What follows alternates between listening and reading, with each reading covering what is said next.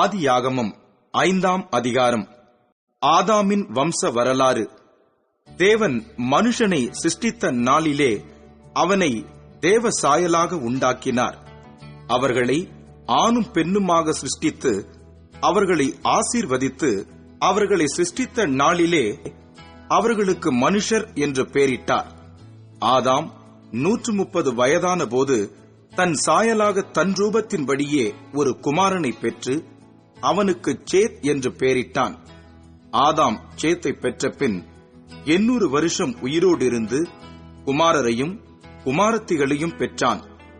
ஆதாம் உயிரோடு இருந்த நாளெல்லாம் 930 வருஷம். அவன் மரித்தான். சேத் 105 வயதான போது ஏனோசை பெற்றான். சேத் ஏனோசை பெற்ற பின் 807 வருஷம் உயிரோடு இருந்து குமாரரையும் குமாரத்திகளையும் பெற்றான். சேத்துடைய நாளெல்லாம் 912 வருஷம். அவன் மரித்தான்.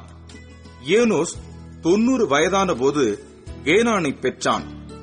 ஏனோஸ் கேனானை பெற்ற பின் 815 வருஷம் உயிரோடு இருந்து குமாரரையும் குமாரத்திகளையும் பெற்றான். ஏனோசுடைய நாளெல்லாம் 905 வருஷம். அவன் மரித்தான். கேனான் 70 வயதான போது மகலாலேயேலை பெற்றான்.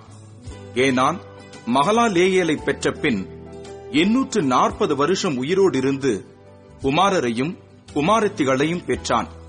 கேனானுடைய நாளெல்லாம் 910 வருஷம். அவன் மரித்தான். மகலாலேயேல் 65 வயதான போது யாரேதை பெற்றான். மகலாலேயேல் யாரேதை பெற்ற பின் 830 வருஷம் உயிரோடு இருந்து குமாரரையும் குமாரத்திகளையும் பெற்றான்.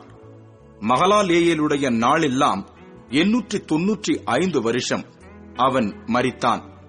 யாரேத் 162 வயதான போது ஏனோக்கை பெற்றான். யாரேத் ஏனோக்கை பெற்ற பின் 800 வருஷம் உயிரோடு இருந்து குமாரரையும் குமாரத்திகளையும் பெற்றான். யாரேதுடைய நாளெல்லாம் 962 வருஷம். அவன் மரித்தான். ஏனோக்கு 65 வயதான போது மெத்துசலாவை பெற்றான்.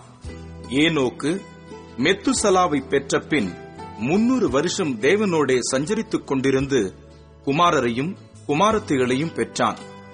ஏனோக்குடைய நாளெல்லாம் 365 வருஷம்.